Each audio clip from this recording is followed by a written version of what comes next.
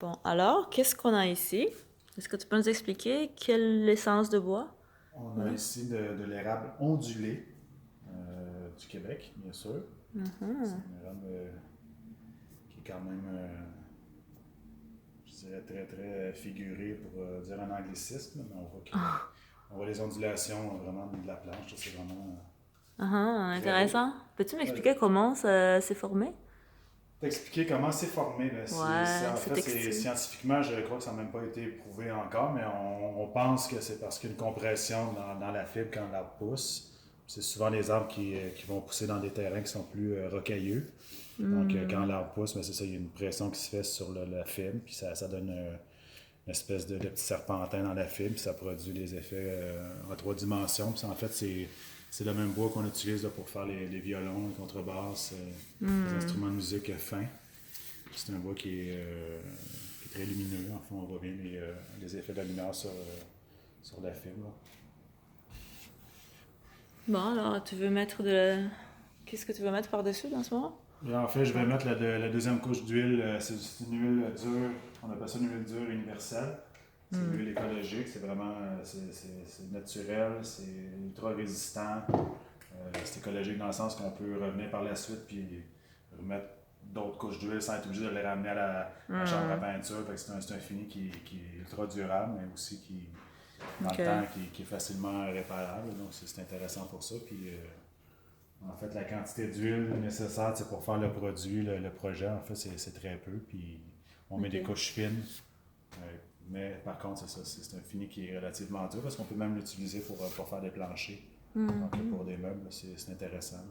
C'est ça, c'est écologique, c'est non toxique. Donc pour ceux qui, comme moi, sont plus capables d'utiliser des produits chimiques là, pour faire des meubles, mais ça c'est l'alternative ultime. C'est vraiment très bien, c'est facile d'application. Là, comme là, la deuxième couche, en fait, tout ce que je vais faire, c'est en appliquer une mince couche. Avec quoi tu l'appliques, là? Je l'applique C'est... avec un Oui. coton fromage. Ok. Oui, un coton fromage, ça permet de garder beaucoup d'huile dans le coton.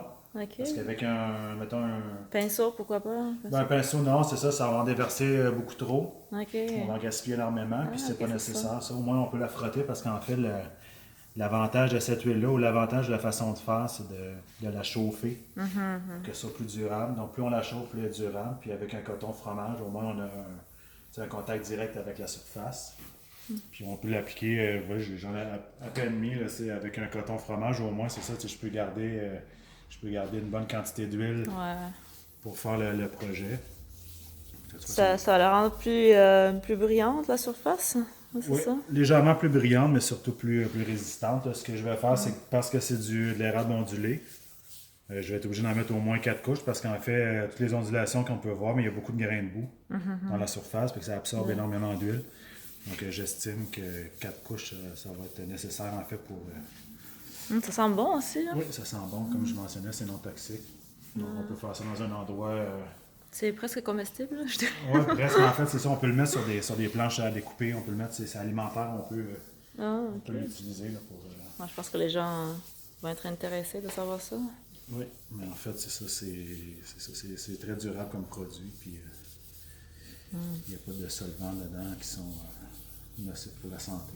Bon, vous voyez, je ne porte pas de masque. Je porte des gants, mais Oui, on va se... porte pas de masque, mais je porte des gants pour la simple et bonne raison que je ne vais pas en mettre partout par la suite parce que Bonne précision. c'est très. Ça gomme toutes les surfaces. Ça sèche pas bien. En fait, quand on la frotte pas comme ça sèche très mal. Ça fait une surface qui est très très gommante. Là, donc il faut savoir comment l'appliquer quand même. C'est assez simple comme procédé. Il me semble que tu disais ce genre de bois n'est pas facile à trouver, non? Comment est-ce que Non. tu fais pour savoir quel arbre a cette structure à l'intérieur? Ben, en fait, il y a deux façons. Là. C'est juste mon marchand de bois, je vais être capable de le voir assez facilement avec la lumière. Je vais être capable de l'apercevoir en regardant la tranche des planches. Donc, avec un œil aiguisé, un œil habitué, en fait, on est capable de l'apercevoir. Mais si jamais je décide d'aller prospecter puis trouver du bois. C'est ça, non, c'est ça que je voulais dire plutôt dans la forêt, là, comment tu peux savoir Ben, c'est comme quel arbre? j'expliquais Ouais. hier, en fait, c'est qu'il faut. C'est pas super éthique, je dirais, là, mais tu sais, on peut minimiser l'impact de cette prospection-là. Ce qu'on peut faire, en fait, c'est faire une petite entaille sur l'arbre enlever un petit peu d'écorce. Puis à ce moment-là, on voit que la fibre là, est ondulée en enlevant de l'écorce. Puis après ça, il faut le réparer avec une cire spéciale là, qui empêche là, les virus ou les bactéries d'entrer dans l'arbre, si vous voulez. Donc, il faut faire bien attention. Ça se fait, mais c'est ça, faut pas le faire sauvagement, il faut le faire avec beaucoup d'attention. Puis, Disons que tout ça, le fait que c'est assez rare, c'est très rare, oui. ça fait que ce bois est comme plus précieux que... Oui, c'est plus précieux. Puis en fait, on le voit bien, ce que ça donne, là, c'est précieux, c'est non seulement par le fait qu'on n'en trouve pas beaucoup, mais aussi au niveau esthétique. Au niveau esthétique, non, c'est incroyable. Ça donne quelque chose de vraiment particulier. Puis en fait, ça peut faire en sorte qu'un meuble peut être vraiment extraordinaire. Wow. Ça met en fait, ce que j'aime beaucoup, c'est que ça met en valeur beaucoup l'arbre. Il y a le design, oui, mais le bois en tant que tel, c'est lui la vedette ici, c'est pas le meuble. La nature produit des chefs-d'œuvre, on fait juste le démontrer. Là. Non, c'est un effet mirage là, quand tu le regardes. En fait, c'est vraiment 3 dimensions. Ouais, 3 dimensions. Puis là, j'arrête pas de faire les 2 plans là, pour montrer que c'est juste une illusion. C'est très beau. Ouais, donc là, ce que je vais faire, c'est que j'ai appliqué ma couche d'huile, vous voyez, c'est pas vraiment très difficile.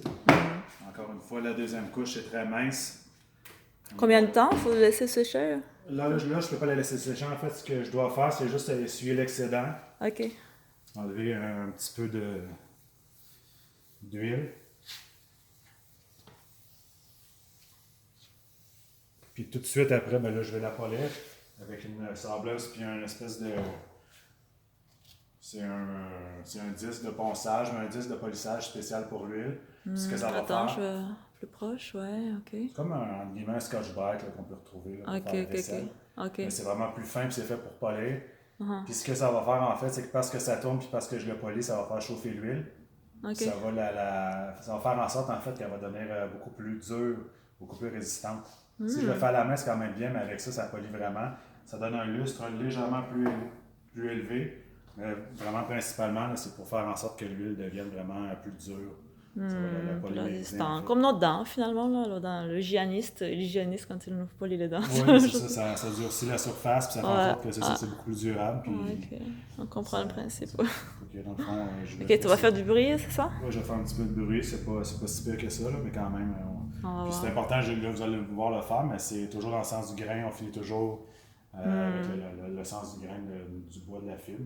Comme ça fait disparaître en fait les effets de la machine, puis ça permet de faire un meilleur travail. Tu peux commencer, on va voir.